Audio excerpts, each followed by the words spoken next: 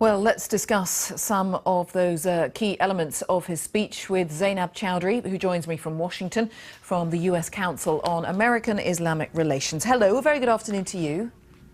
Good afternoon. Thank you for having me. Well, some very strong rhetoric there from Donald Trump, perhaps not surprising given what we've become used to from him. The security of America is under threat from what he called brutal Islamic terrorism. What did you make of what you heard last night?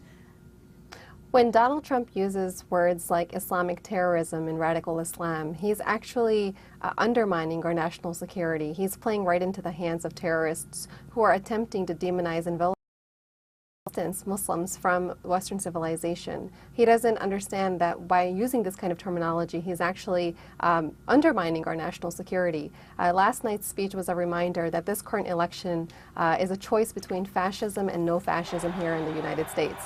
He's billing himself as a cure-all, as a fix-it-all for our country's problems. But we know in reality, these kind of things, it's like most products, reality is not what we see on television. He's painting America out to be Gotham City, and he's making himself to be Batman, who's going to come and rescue and save the entire country. But yet he has not outlined any clear plan or any strategy to help make that happen. It's very frightening.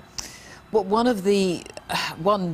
something of a policy that he did touch on when he said we must immediately suspend immigration from any nation that has been compromised by terrorism until such time as proven vetting mechanisms have been put in place. Now, presumably he's making those sort of promises because he feels a lot of people in America, some people, want that. They want that. They will vote for it. He's saying things that he thinks are going to be popular.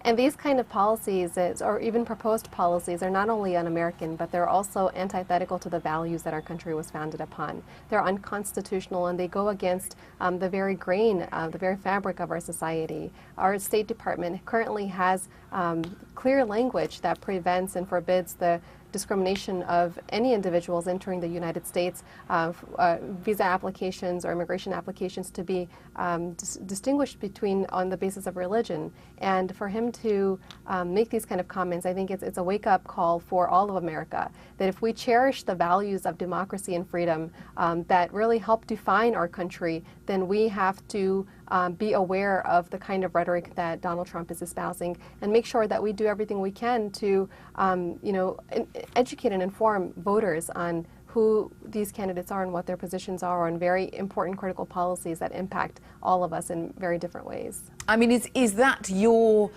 task for the coming months? There's still a few more months until the election. Do you feel under pressure to really try to get out into perhaps the key swing states and articulate exactly what you've just said to me? We are encouraging voters to be educated and informed about all of the candidates, both of the candidates running for president, and to make sure that they make an informed decision on who they're going to cast their vote for come November. This is an election that there's so much more at stake than any election in recent history. And it really has the potential to change the direction that our country is heading in over the course of the next 4 years. We cannot afford to sleep on this particular election. Donald Trump says that terrorism is a threat to our democracy, it's a threat to our way of life.